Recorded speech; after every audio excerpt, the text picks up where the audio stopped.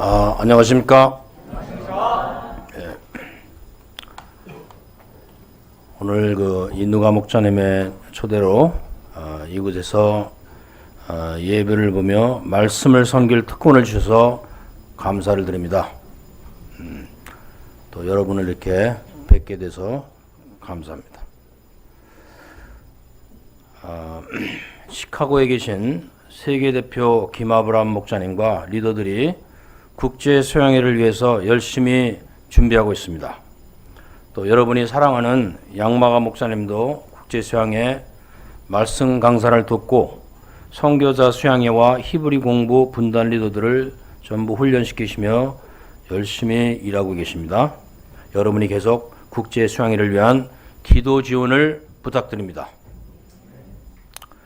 오늘 말씀은 예수님께서 4,000명을 먹이신 사건을 중심으로 많은 사람들과 제자들을 돌보시는 예수님을 배울 수 있습니다. 그런데 말씀의 제목이 4,000명을 먹이신 예수님이 아니고 아직도 깨닫지 못하느냐, 이렇게 별로 좋지 않은 말씀을 이렇게 하고 있습니다. 그래서 저는 여기를 예수님의 지도자 훈련이라고 이렇게 부제를 넣었고요. 특별히 예수님께서 안타까운 마음으로 아직도 깨닫지 못하느냐 하고 꾸짖는 예수님을 생각하면서 우리가 지도자 훈련에 대해서 생각해 보고자 합니다. 잠깐 기도하겠습니다. 하나님 아버지, 오늘 말씀을 통하여 저희들이 예수님의 마음을 생각하고 예수님의 이 음성을 참 들을 수 있도록 축복하여 주시옵소서. 저 영혼을 정결케 하시고 저 영혼에 하나님의 깊은 평화와 은혜가 임할 수 있도록 도와주시기를 간절히 기도드립니다. 예수님의 이름으로 기도합니다. 아멘. 첫째, 4,000명을 먹이신 예수님. 이제 8장 1절에서 이제 9절을 보면은 이제 4,000명을 먹이신 예수님의 사건이 기록되어 있습니다. 그런데 1절에서 3절에서는 예수님의 말씀을 통하여 이 사건의 배경을 잘 설명하고 있습니다. 이제 마가복음 6장에는 5,000명을 먹이신 예수님이 기록되어 있지 않습니까? 그런데 8장에는 4,000명을 먹이신 사건이 있는데 좀 비슷한 점이 있습니다. 또 다른 점이 무엇인지 묵상해 볼 만합니다. 5,000명을 먹일 때 예를 들면 예수님께서 한나절을 가르치셨습니다. 그래서 점심이 지나고 오후가 돼도 별로 끝날지 않을 그런 가운데 한나절 정도를 가르친 것 같아요. 그런데 4,000명을 먹이신 예수님은 3일을 가르쳤습니다. 그럼 몇 배로 늘린 거예요? 6배로 이제 이 시간을 연장한 것입니다. 그래서 같은 기적이라도 두 번째 행할 때는 첫 번째 할 때보다 그 심도가 매우 높구나 하는 것을 우리가 알 수 있습니다. 이제 예수님께서 사흘 동안 많은 사람들과 이제 말씀 공부를 했는데 이제 이들을 보내게 됐습니다. 그런데 그 사흘 동안 말씀을 공부할 때 아마 밥을 주지 않은 것 같습니다. 그래서 어떻게 해서 하는지 모르지만은 3일 동안 밥도 먹지 않고 이렇게 배가 고파 쓰러질 정도로 이렇게 있는 것을 알았습니다. 조금의 여러분이 이제 여름 수양회를 하는 것을 알고 있는데 얼마 동안 여름 수양회를 합니까? 3박 4일 합니다. 이 똑같은 시간입니다. 이 동안에 이 밥도 먹지 않고 물도 주지 않는 이러한 곳에서 말씀을 공부할 때 여러분의 심정이 어떻겠습니까? 어떤 사람들은 이제 3일간을 굶기시면서 말씀 공부를 시키신 예수님이 참으로 무서우신 분이시다라고 생각할 수 있습니다. 아마 처음에는 수만 명이 넘는 사람이 모였는데 물도 없고 밥도 없이 이렇게 말씀을 공부하니까 아마 4,000명으로 줄은 것 같습니다. 그러나 한편 우리가 여기서 알 수 있는 것은 예수님의 말씀이 얼마나 능력이 있고 감동력이 있었으면은 3박 4일을 이제 잘 먹지도 않으면서 했을 때도 사람들이 그 배고픈 것을 잊고서 말씀에 집중할 수 있는가. 이 예수님의 놀라운 말씀의 능력에 대해서 우리가 생각할 수 있습니다. 이제 지난 사건 5천 명을 먹일 때는 예수님께서 무리를 이제 계속 한 날처럼 가리키니까 제자들이 이제 먼저 좀 문제의식이 생겨서 예수님 이게 너무 늦었으니 제발 좀 보냅시다. 그만합시다 이제. 이렇게 얘기를 했는데 이번에는 이제 그때 그 사건을 체험하고서 입을 딱 닫고 아무 말도 안 하고 3일 동안 기다렸습니다. 그래서 이제 예수님이 갑자기 오라 그래서 이제 이제 끝나는가 보다 이렇게 생각했는데 오히려 예수님이 이 배고픈 무리들을 어떻게 하면 좋겠냐. 이들을 그냥 보내면은 가다가 이게 배가 고파서 쓰러져 죽을 중에 됐는데 너는 어떻게 생각하냐 하면서 이렇게 문제 해결을 물어보신 것입니다. 제자들은 이곳은 광야입니다.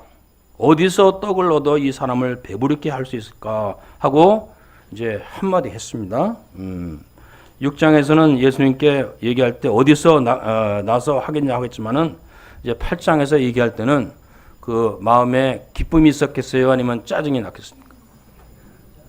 짜증이 났습니다. 그래서 제가 이 리더들 공부할 때 우리 마음이 좋은 안드레 목자한테 좀 짜증을 내면서 한번 읽어보라. 그랬더니 전혀 짜증을 내고 이거 읽지 못하는 걸 봤습니다. 하여튼 제자들이 별로 이제 기분이 안 좋았습니다. 여기서 예수님께서 이제 4천 명을 이제 7개 이 보리떡 7개 빵과 이제 이걸 가지고 축사하시고 무리를 명하여 땅에 앉으라 하시고 이제 이 제자들이 먹어서 제자들과 무리들이 먹어서 7광주리의 빵이 남을 정도로 풍족했다고 했습니다. 여기서 우리가 4천 명을 먹이신 이 예수님의 기적을 통해서 배울 수 있는 그 몇 가지 교훈을 한번 생각을 해보겠습니다. 우리가 첫 번에 생각할 점은 기적은 상당히 평범한 것이라는 것입니다. 우리의 일상의 기적이라고 하는 것이 무슨 호련히 하늘을 보고 그런 것이 아니고 우리 일상에 항상 일어나고 또 있어야만 하는 일이 일어난 것입니다. 이 기적은 예수님이 가르치시니 배우고 양식을 주시니 먹고 시간에 되니 있는 곳을 떠나 작별하고 헤어지는 이것이 4천 명을 먹인 예수님의 기적인 것입니다. 그러잖아요. 이게 특별한 게 있습니까? 가르치니까 배우고 빵을 주니까 먹고 때가 되니까 가고 그런 것입니다. 저는 이제 경영 연구를 하는데 한산에 뛰어난 사업가가 40명, 400명, 4,000명, 4만 명, 40만 명을 먹이는 기업을 이제 창설하는 것을 보면은 기적과 같은 일들이 우리 주위에 너무나 많다는 것을 볼 수 있습니다. 우리가 믿음으로 살면은 먹을 것이 있고 살 길을 어떻게도 찾는다는 것입니다. 아무도 아멘을 안 하고 있습니다. 이제 저는 여기서 무엇보다도 예수님의 기적의 과정을 볼 수 있습니다. 첫째는 말씀을 가르치는 것입니다. 말씀을 열심히 가르치셨고 말씀의 능력이 있어서 사람들이 시간 가는 줄 모르고 배가 고픈 것인 줄 모르고 정말 재미있게 이제 심취해서 말씀을 들었다는 것을 알 수 있습니다. 사람들이 이제 무아지경에 이제 빠지면은 배고픈 거 별로 알지 못합니다.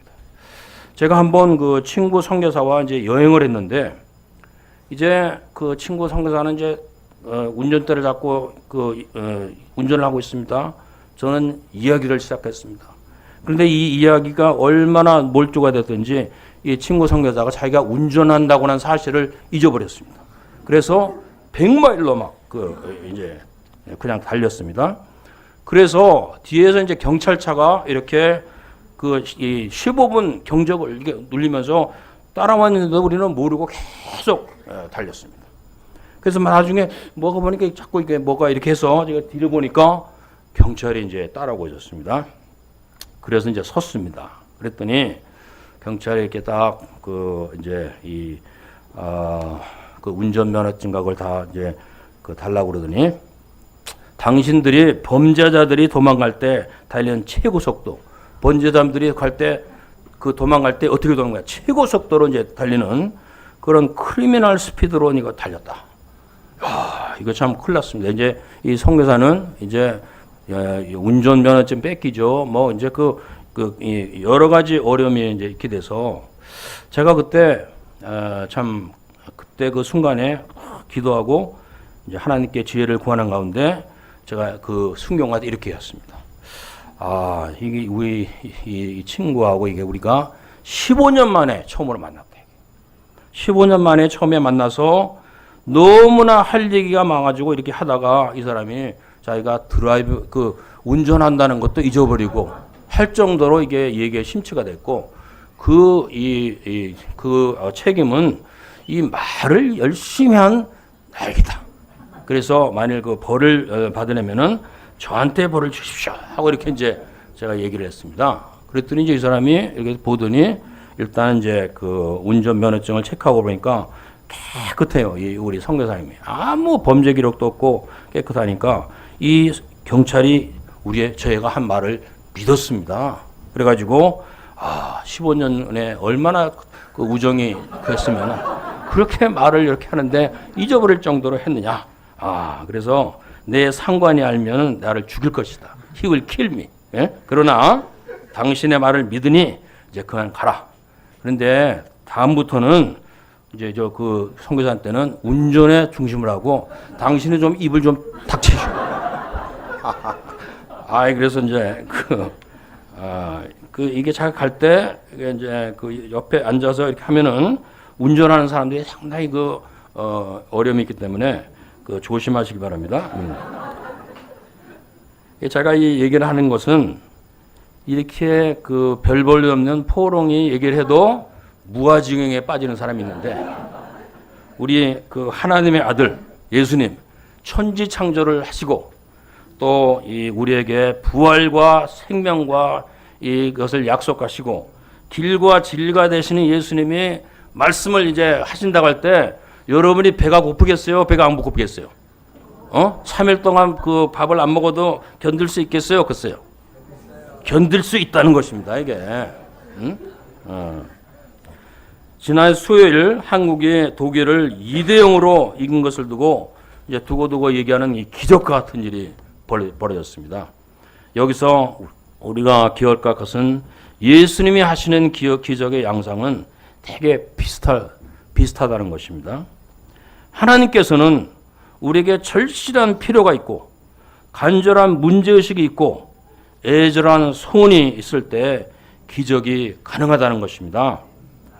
지난 저는 48년 동안 많은 하나님의 기적을 개인적으로 또 여러 면에서 체험을 했는데 한 가지 느끼는 것은 하나님의 기적은 정말 간절하게 구하는 그런 때에 주실 수가 있고 그 하나님은 그 기적을 통해서 영광을 받으시고자 한다고 하는 것입니다. 이제 여러분들이 이제 수양회를 가까이 와서 아마 합심해서 기도를 할 것입니다. 우리가 이제 기도를 할 때 이게 계속 여러분 중에서 이 사라 목사님 같은 경우는 수양회를 지금 몇 번을 참석했어요? 한 100번 정도 참석을 했을 겁니다. 120번. 그래가지고 이 UBF에 오랫동안 있어가지고 수양회를 참석하기 때문에 뭐 기도하고 그런 것이 그냥 그런 겁다 하고 할 수 있지만은 정말 간절히 합심하고 기도하면은 수양회에 항상 은혜가 있습니다. 하나님의 임재와 하나님의 은혜가 이제 있는 것입니다. 저는 한번 실험을 해보려고 해가지고 기도를 전혀 하지도 않고 광고도 하지 않고 그냥 기도도 없고 아무도 없이 수양회를 한 번 했는데 정말 수양회는 정말 악령이 끊는 건 아니지만 아주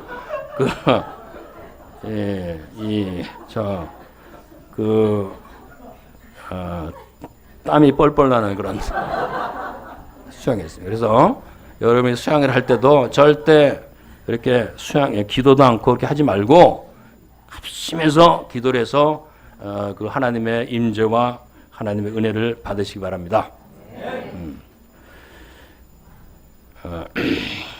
저는 요사이 이제 한국 통일을 위해서 이제 기도하는데 제가 느끼는 것은 그 한국의 통일이라는 것이 이렇게 했지만 이게 수면 위로 이제 올라왔습니다. 이게 다시 수면으로 내려갈 수가 없는 것입니다.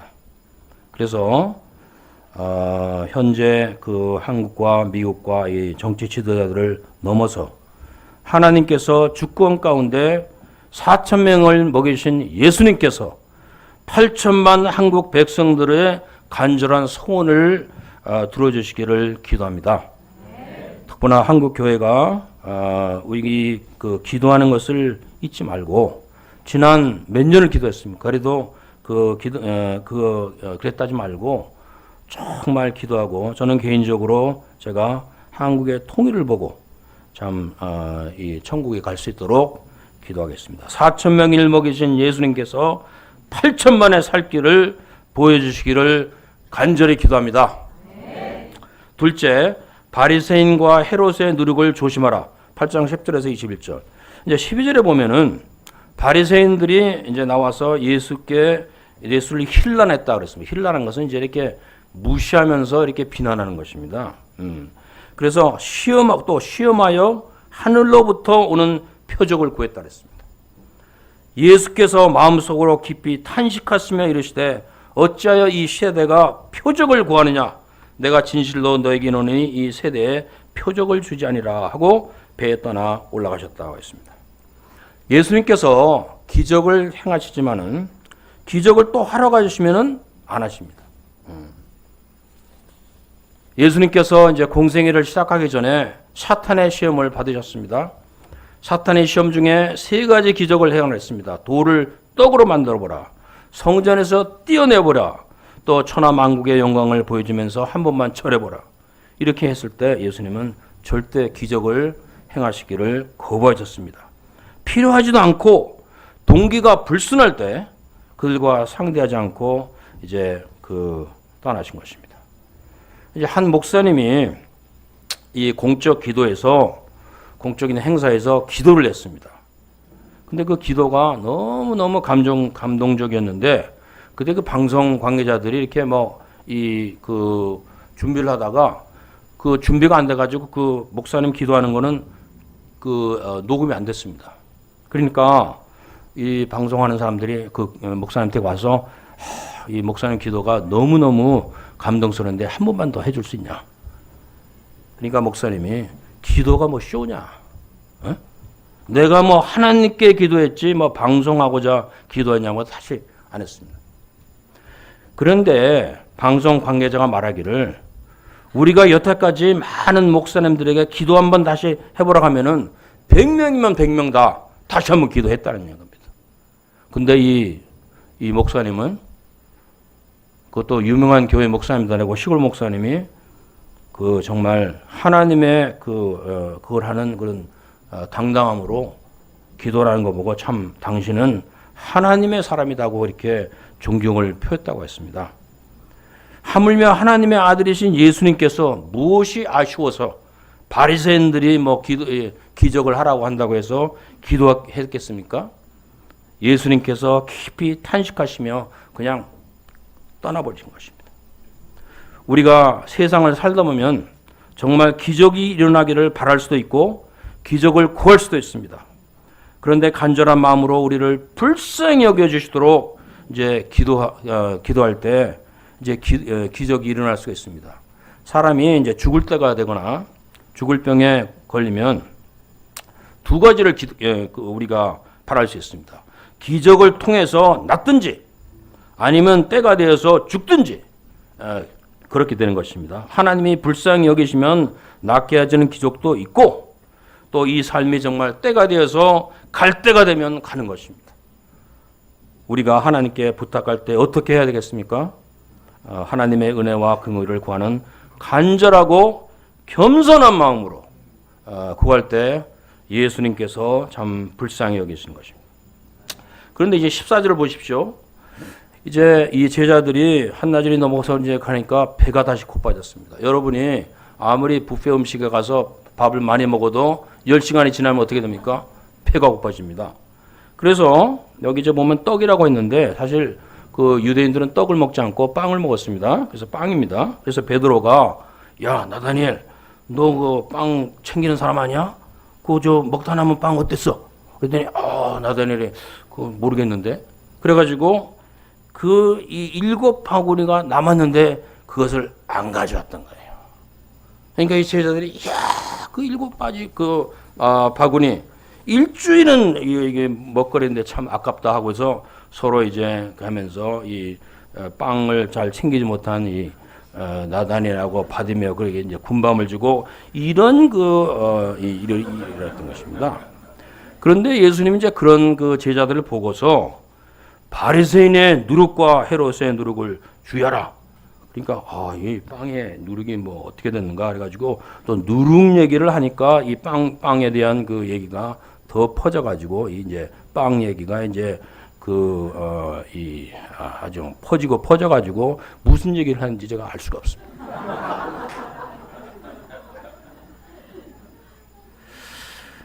여기서 이제 그 빵 얘기를 하더니 또 누룩 얘기를 하더니 뭐 그 다음에 보면은 그 빵에 5천 명이 먹을 때는 몇 개가 남았냐 4천 명이 몇 개가 남으면은 이걸 보면은 무슨 얘기를 하는데 이 얘기에 조리가 없습니다. 이게.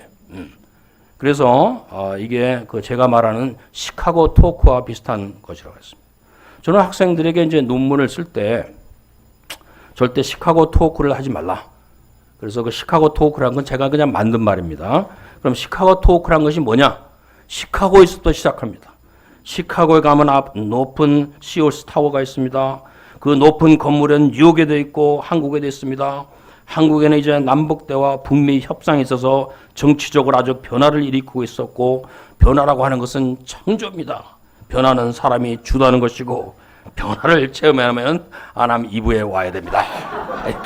이게 시카고 토크입니다. 그러니까 말을 하긴 하는데 도대체 이게 무슨 무슨 연결고리도 없고 되는 대로 얘기하는 것이 시카고 토크. 그래서 우리가 이걸 다 읽어보면은 도대체 이게 무슨 연결이 되는지 알 수가 없는 것입니다. 그래서 이게 이제 시카고 토크가 아닌가 이렇게 이제 생각을 할 수가 있는데요.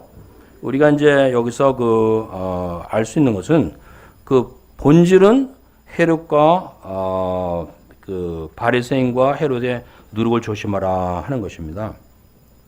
우리가 이제 4천 명을 먹인 예수님은 우리가 예수님의 제자로서 목회와 선교를 한다면 무엇을 해야 될까 하는 본질을 얘기하는 것입니다.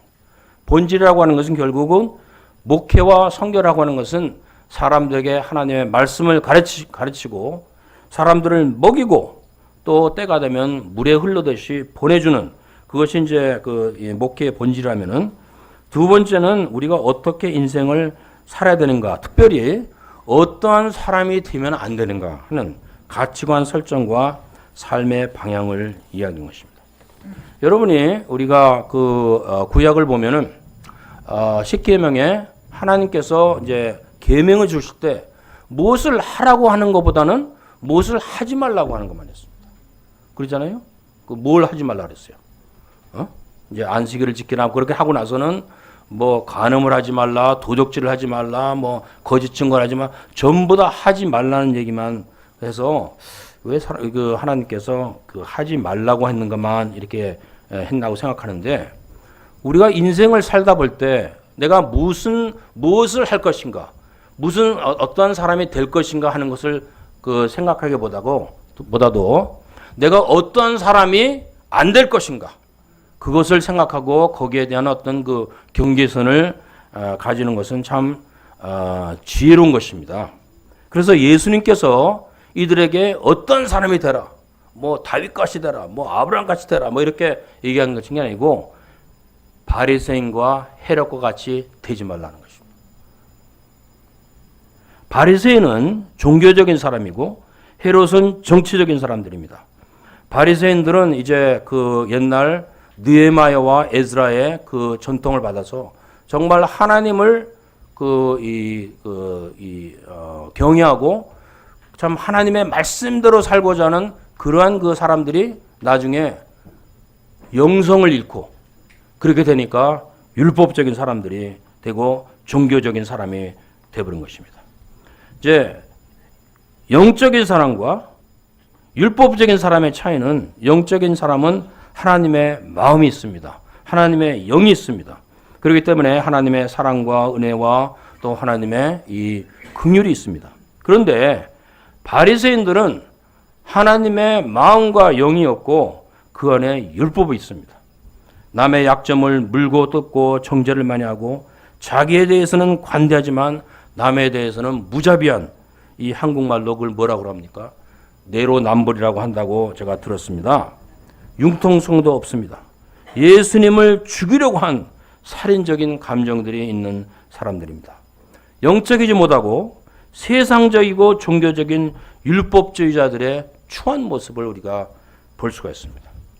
저도 이제 UBF 생활을 오래 했습니다. 제가 이제 UBF 합을 48년을 먹었습니다. 1970년부터 이 세계에서 48년. 처음에는 목자의 심정, 겸손한 마음으로 시작합니다.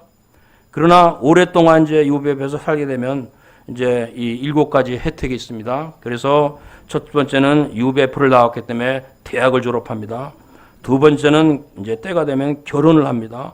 믿음에 결혼해서 사랑으로 가정을 이제 이루게 되고, 또 훈련받고 절제한 삶을 살다 보면 열심히 일할 수 있어서 직장에서 이제 성공하게 됩니다.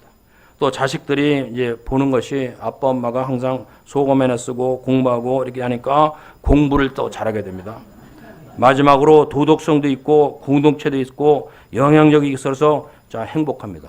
저는 이것이 이제 UBF 그 리더들의 평균적인 성향을 제가 말하는 것입니다. 그런데 그렇지 않은 경우도 있습니다. 리더들 중에서 여러 가지 문제가 심신을 괴롭게 할 수도 있습니다. 각 사람의 은사와 부르심이 다르기 때문에 모두가 다 해결적으로 다 축복받고 행복하고 그런 거 아닙니다. 하나님의 은혜 가운데 이제 그러나 그 고난이 있건 행복이 있건, 아니 고난이 있건 어려움이 있건 간에 그 마음에 하나님으로부터 오는 평화가 있고 행복이 있는 것은 공통점이 아닌가 이렇게 생각이 됩니다. 여러분 중에서 여기서 지옥을 맛보고 있는 사람 몇 사람이 있습니까? 우리가 가장 피해야 될 것은 우리가 삶을 살면서 남과 나를 비교하는 것입니다. 이것은 지혜로운 것이 아닙니다. 절대로 남과 비교하지 말고 비교를 꼭 해야 된다면 어제의 나와 오늘의 나를 비교하고 그리고 더 나은 미래를 위해서 뚜벅뚜벅 자신의 삶을 자신 있게 살면 되는 것입니다. 문제는 잘 되어가는 것 같을 때 바리새인들이나 헤롯 사람들이 세상적으로 잘 나가는 사람들이었습니다. 잘 돼가는 것 같을 때 어떻게 하는 것입니다. 어떻게 하냐 하는 것입니다.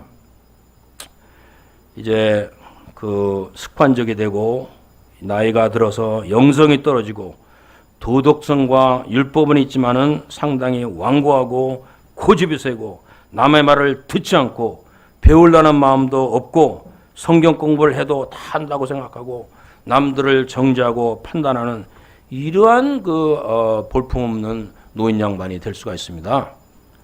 20대 아이들이 방황하는 것 보면은 왜 그러냐고 좋은 노로 보지 않습니다. 화를 잘 내고 참을성도 없습니다. 이게 제가 이제 어떻게 보니까 이런 그 바리새인이 된 포롱의 모습을 제가 어느 순간에 봐가지고 그래서 제가 얼마 전에 참 이런 바리새인 같이 돼가지고 쓸모없이 되고 크게 실패를 이제 한 적이 있습니다. 그래서 많은 리더를 잃고 모욕과 수치를 당하고 그때 제가 깨달은 게 있습니다.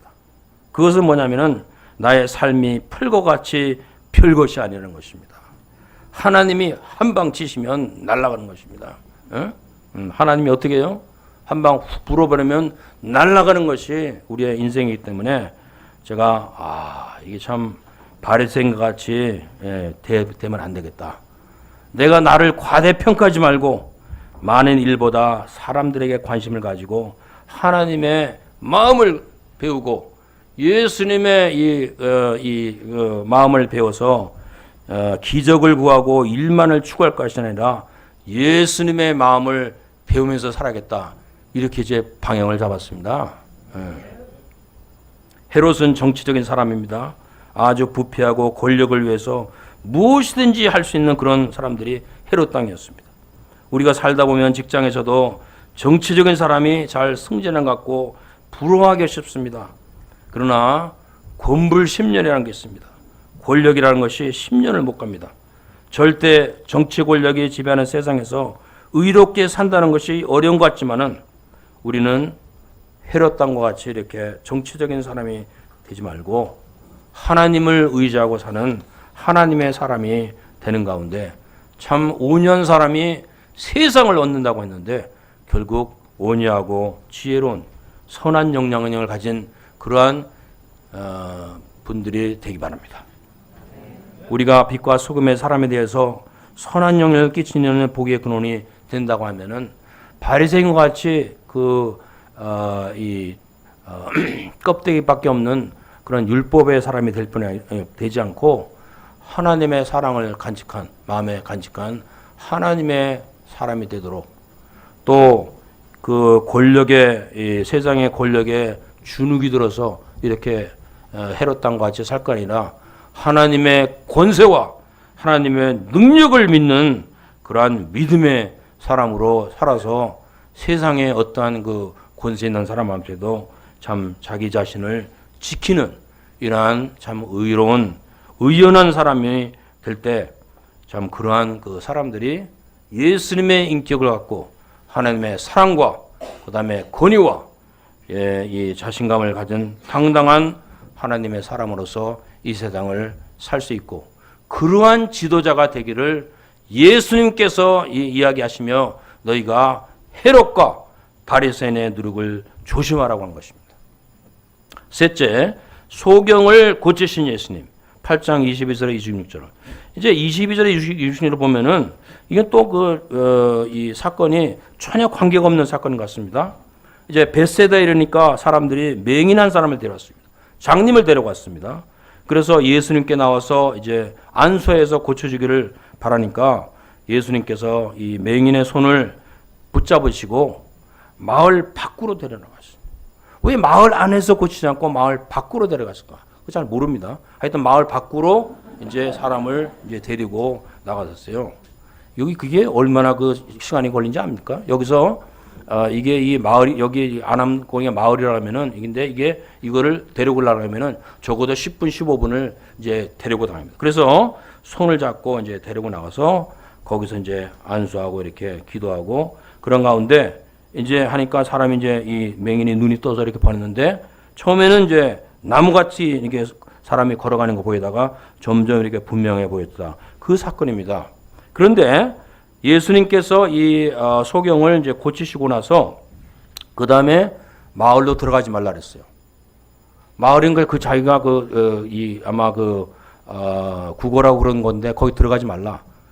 결국은 아마 그 마을에 들어가서 하는 것보다도 새로운 삶을 찾는 그러한 곳으로 가서 새로운 삶을 살라고 한 것이 아닌가 그런 생각이 이제 들게 됩니다.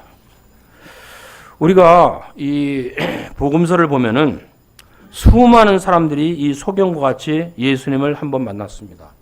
여러분이 이 소경이 예수님을 다시 만나가지고 계속 예수님을 따랐겠습니까? 아니면은 예수님이 한번 이 사람을 도와주고 그걸로 끝이었겠습니까? 다시 아마 그런. 그래서 이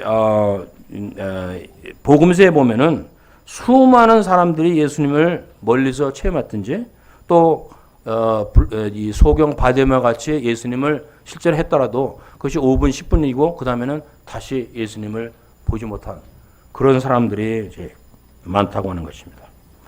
우리의 삶 속에서도 이렇게 항상 만나는 사람들도 있지만은 한 번 우연히 만나고 다시 안 만나는 그런 사람들이 너무나 많습니다. 스쳐가고 흘러가는 것입니다. 그러면 우리가 이렇게 한 번 만나고 스쳐가고 흘러가는 사람들을 어떻게 대할 것인가? 이것이 우리의 삶의 품격과 질을 보여준다고 할 수가 있습니다. 마태복음 25장을 보면은 최후의 심판 때 의인과 악인을 이렇게 하면서 의인들에게 뭐라고 하느냐면은 내가 배가 고플 때, 내가 목마를 때, 내가 감옥에 있을 때, 내가 정말 헐벗고 굶주릴 때 너희들이 나를 먹여 살렸다 이게야. 그러니까 이 의인들이 언제 그렇게 했는가? 기억이 없어요. 왜냐하면 그 사람들이 한 번 보고 흘러간 사람들이기 때문에 기억이 없으니까 너희가 지극히 작은 자에게 한 것이 나에게 한 것이라.